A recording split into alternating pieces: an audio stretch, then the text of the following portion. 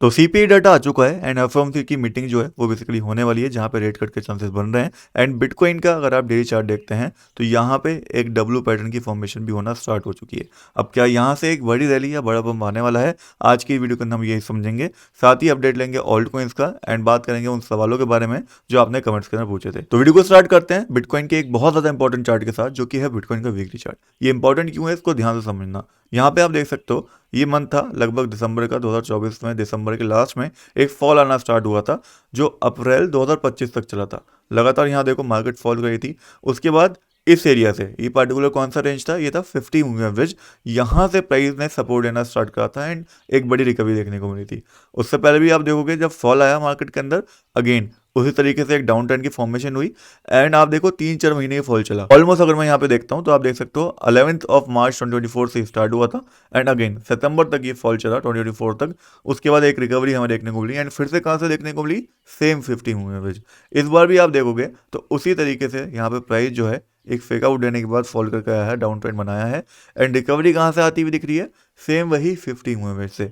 That's why chances are very high कि अगर चीज़ें अच्छी रहती हैं, रेट कट होते हैं एंड आने वाले और दिनों के अंदर रेट कट की बात करी जाती है, तो ये वो एरिया है, ये वो जोन है जहाँ से एक बड़ी रिकवरी, एक बड़ा पंप हमें देखने को मिलेगा और बिटकॉइन $1,40,000 या $1,45,000 के बीच में अपना नया ऑल टाइम हाई बनाएगा, जो कि शायद इस बुल रन का पीक हो। अब इसकी कंफर्मेशन कब मिलेगी ये समझना बहुत जरूरी है कि हमें कंफर्म कब होगा कि हाँ भाई ये बॉटम अब लग चुका है, अब यहाँ से रिकवरी आने वाली है। तो आप ध्यान से अगर देखोगे हर बार जब यहाँ से सपोर्ट लेके प्राइस ऊपर जा रहा होता है, यहाँ पे देखो बुलिश एंगल्फिंग पैटर्न बना। यहाँ पे आप देख सकते हो अगेन सेम बुलिश एंगल्फिंग बना। इस बार भी एक बुलिश एंगल्फिंग की साइड जो है प्राइस यहाँ पे ज़्यादा हुआ दिख रहा है, यानी कि हमें सिंपल सा वेट करना पड़ेगा। अगर ये जो कैंडल पार्टिकुलर बन रही है वीकली कैंडल, अगर यहाँ पे ये पिछली कैंडल के जो ये रेड कैंडल आपने देखी है इसके हाफ के ऊपर क्लोजिंग दे देती है इसकी बॉडी, डेट मीन्स कि यहाँ पे बुलिश एंगल्फिंग की फॉर्मेशन हो चुकी है और हम रिकवरी की ओर बढ़ने वाले हैं, बड़ी रिकवरी की ओर, जहाँ पे हम अपनी लॉन्ग्स को भी ओपन कर सकते हैं। तो इस बार मंडे को जो यहाँ पे कैंडल क्लोजिंग होगी वीकली, वो बहुत ज़्यादा इंपॉर्टेंट होगी क्योंकि वही डिसाइड करेगी कि बॉटम लग चुका है या नहीं लगा है एंड यहाँ से हमें लॉन्ग करना चाहिए या नहीं करना चाहिए। तो ये बहुत ज़्यादा इंपॉर्टेंट चार्ट है वीकली, इसको आप सेव करके रख लेना। मैं आपको अपने टेलीग्राम के ऊपर भी इसके बारे में बता दूंगा। टेलीग्राम बहुत लोगों ने ज्वाइन नहीं कर रखा, तो मैं बता दूं एक बिल्कुल फ्री टेलीग्राम ग्रुप है मेरा, जहाँ पे सारी ट्रेड्स वगैरह मैं शेयर करता हूँ, अपडेट्स वगैरह। उसको आपको ज्वाइन करना है तो डिस्क्रिप्शन में लिंक है और बायो में लिंक है, दोनों से जाके ज्वाइन कर सकते हो। नाउ अब आ जाते हैं बिटकॉइन के शॉर्टर टाइम फ्रेम में, यानी कि 4 आवर चार्ट के अंदर, जहाँ पे आप देख सकते हो सिंपल सा एक एरिया था, एक रेजिस्टेंस था $1,11,400 का, जो ब्रेकआउट होता हुआ फिलहाल मुझे यहाँ पर दिख रहा है। एंड अगर ये ब्रेकआउट होता है तो यहाँ से एक छोटा अपसाइड हमें देखने को मिल सकता है, जो कि 1,14,000 या फिर $1,15,000 तक का हो सकता है, यानी कि कहीं ना कहीं वो हमें वीकली कैंडल क्लोजिंग में हेल्प कर सकता है। एंड अगर ऐसा होता है तो मैंने आपको बताया ही कि यहाँ पे कंफर्मेशन मिल जाएगी कि यही एक रिकवरी वाला एरिया यहाँ पे बनने वाला है। नाउ ऑल्ट कॉइन्स अभी उतना ज़्यादा बुलिश नहीं देखने को मिल रहा है क्योंकि बिटकॉइन डोमिनेंस भी साथ में ऊपर जा रहा है। डेट्स वाई ज़्यादातर जो ऑल्ट कॉइन्स हैं वो हमें यहाँ पे फॉलो करते हुए दिख रहे हैं, बट कुछ ऐसे ऑल्ट कॉइन्स भी हैं जो इस समय ट्रेंडिंग में चल रहे हैं, जिनकी कुछ न्यूज़ चल रही है या कुछ ऐसा चल रहा है जो अगर बिटकॉइन 1% ऊपर जाएगा तो वो ऑल्ट कॉइन 2% या 5% ऊपर जाते हुए देंगे। उनके नाम भी अभी मैं आपको यहाँ पे बताऊंगा, बट उससे पहले बिटकॉइन का डेली चार्ट एक बार आप और देख लो, जहाँ पे डब्ल्यू पैटर्न की फॉर्मेशन हो रखी है। ये डब्ल्यू पैटर्न जो है ब्रेकआउट होता हुआ हमें दिख रहा है। अगर डेली कैंडल क्लोजिंग कल अच्छे से यहाँ पे हो जाती है तो इसका एक अच्छा ब्रेकआउट हो जाएगा, जिसके बाद मुझे पर्सनली लगता है कि ये जो ट्रेंड लाइन है, जो डाउन ट्रेंड फॉर्मेशन हुई है, ये भी ऊपर की साइड ब्रेकआउट होते हुए हमें दिखेगी। तो उम्मीद करता हूँ बिटकॉइन का छोटा सा एनालिसिस तो आपको समझ में आ गया होगा एंड आपको क्लैरिटी मिल गई होगी। सिंपल भाषा में बताऊँ तो वीकली कैंडल बहुत ज़्यादा इंपॉर्टेंट है कि प्रीवियस जो रेड कैंडल बनी है उसकी हाफ बॉडी के ऊपर क्लोज हो, उसके बाद यहाँ पे बुलिश बन जाएगी यहाँ पे मोमेंटम, जिसके बाद अपसाइड मूवमेंट आने के चांसेस बहुत ज़्यादा बढ़ जाएंगे। बट जब तक ऐसा नहीं होता तब तक थोड़ा रिस्क बना रहेगा। क्यों बना रहेगा? क्योंकि यहाँ पे भी बेयरिश कैंडल्स बनी है, जिसको तोड़ने के लिए यहाँ पे एक बुलिश पैटर्न का फॉर्मेशन का होना बहुत ज़्यादा जरूरी है। नाउ बात करें न्यूज़ के बारे में तो यूएस का सीपीआई डाटा जो आ चुका है, जो कि फोरकास्ट से कम आया है बट प्रीवियस से ज़्यादा है। दैट्स वाई इसको हम एवरेज मानेंगे, ना ज़्यादा अच्छा मानेंगे ना ज़्यादा बुरा मानेंगे एंड इसका कोई भारी रिएक्शन मार्केट के ऊपर उतना नहीं पड़ेगा। और रिएक्शन किसका पड़ेगा? रिएक्शन पड़ेगा जो होगी एफओएमसी मीटिंग उसका। एफओएमसी मीटिंग के अंदर अगर नॉर्मल रेट कट करे जाते हैं तो उसकी तो एक्सपेक्टेशन ही है, वहाँ पर थोड़ा बहुत पंप आएगा। बट अगर एफओएमसी मीटिंग के अंदर या पावेल की स्पीच के अंदर ये चीज़ बोली जाती है कि हम तो रेट कट कर रहे हैं भाई, लेकिन आने वाले दिनों के अंदर एक और रेट कट हम करेंगे, तो उसका काफ़ी बड़ा पॉजिटिव इंपैक्ट पड़ सकता है मार्केट के ऊपर। डेट्स वाई बहुत ज़्यादा इंपॉर्टेंट है कि पावेल की स्पीच एक पॉजिटिव साइड में जाए, जहाँ पे एक और रेट कट की बात करी जाए। और बात कर लेते हैं ऑल्ट कॉइन्स के बारे में, कौन कौन से ऑल्ट कॉइन्स बुलिश रह सकते हैं अगर मार्केट रिकवरी की ओर बढ़ती है।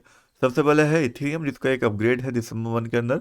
मुझे लगता है इथेरियम एक डाउन ट्रेंड जो शॉर्ट टाइम फ्रेम में बनाई है इसको ब्रेक कर सकता है। यहाँ पे आप देख सकते हो एक स्वीटर ट्रायंगल भी बन रहा है, अगर ब्रेकआउट करता है ऊपर तो एंट्री बन सकती है यहाँ पे।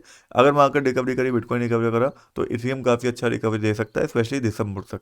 उसके बाद फिर दूसरे नंबर पर आता है हाइप कॉइन, जो कि अगेन इसको लेके काफ़ी बड़ा फंड जो है रेस करा गया है। मुझे लगता है हाइप कॉइन काफ़ी अच्छी रिकवरी दिखा सकता है। इसके अंदर अगर आपको एंट्री लेनी हो, अभी भी एंट्री बन रही है, डब्ल्यू पैटर्न बना के ब्रेकआउट कर दिया है, मेरे हिसाब से एक अच्छा अपसाइड हमें देखने को मिल सकता है। देन तीसरे नंबर पे सोलाना आ जाता है, जिसने ब्रेकआउट कर दिया है अपने एक रेजिस्टेंस को, डब्ल्यू बना के ये भी ऊपर की साइड जा रहा है। मुझे पर्सनली लगता है सोलाना के अंदर एक अच्छा अपसाइड हमें देखने को यहाँ से मिलेगा, एंड वो इसको $247 तक ले जाएगा अगर यहाँ पे बिटकॉइन पॉजिटिव रहता है। तो नेक्स्ट वी हैव एक्सआरबी कॉइन, जिसके ईडीएफ की बात चल रही है। इसकी डेडलाइन जो है वो नवंबर मंथ के मिड में है, लगभग 15-16 नवंबर के आसपास है। अगर ईटीएफ का अप्रूवल मिलता है तो एक्सआरबी भी अच्छा परफॉर्म करता हुआ हमें दिख सकता है।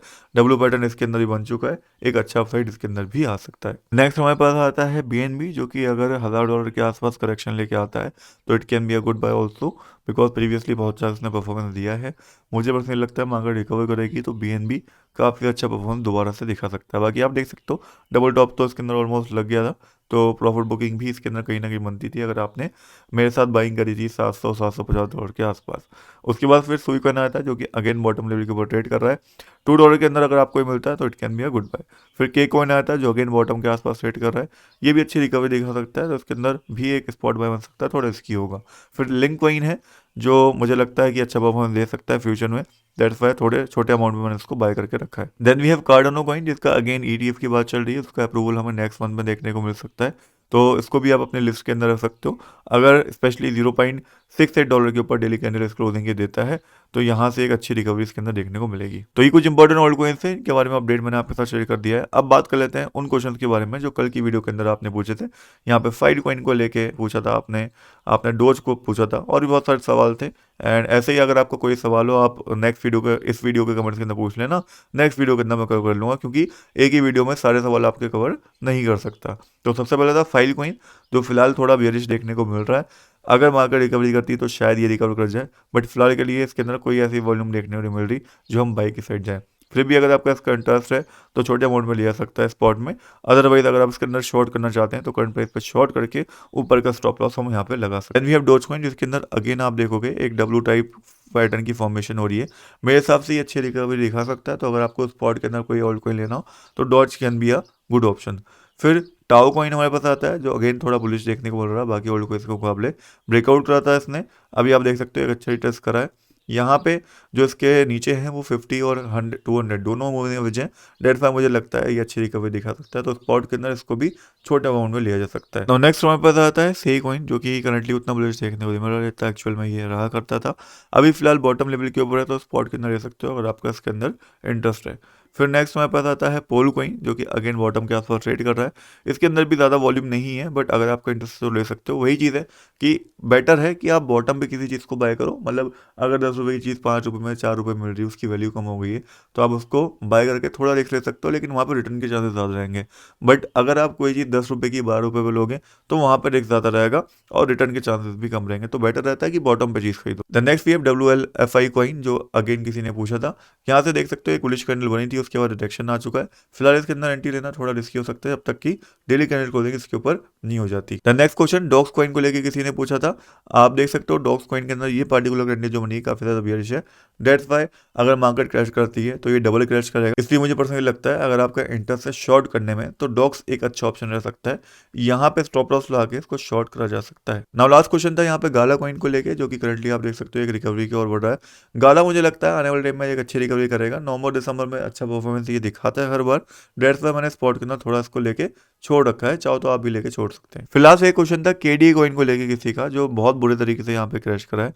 मुझे नहीं लगता यहाँ से एकदम से ही रिकवर करेगा, कहाँ जाके रुके कुछ पता नहीं। मेरे हिसाब से इस कॉइन के अंदर एक चीज करी जा सकती है शॉर्टर टाइम फ्रेम में, यानी कि स्कैल्पिंग के लिए 5 मिनट 15 मिनट चार्ट आप यहाँ पे खोल सकते हो, एंड जब ये रिकवरी कर रहा हो उसके बाद रिजेक्शन के लिए बढ़ रहा हो तो रिजेक्शन पे हम शॉर्ट करने का देख सकते हैं, वहां पे हमें ये अच्छा बेनिफिट दे सकते हैं। आप देख सकते हो अभी रिकवरी कर रहा है एंड एक ये रिजेक्शन ले रहा है, तो हम क्या कर सकते हैं यहाँ पे शॉर्ट करके ऊपर का स्टॉप लॉस ला सकते हैं शॉर्टर टाइम फ्रेम में स्कैल्पिंग करने के लिए। बाकी इसके अंदर कोई स्विंग ट्रेड लेना या फिर स्पॉट बाइंग करना थोड़ा रिस्की हो सकता है, डेट्स व्हाई वो मैं आपको बिल्कुल भी रिकमेंड नहीं करूंगा। तो आज की वीडियो वाली अपडेट था, ज़्यादातर क्वेश्चन भी मैंने आपको कवर कर लिए। कोई सवाल रह गया हो तो कमेंट्स के अंदर आप पूछ लेना।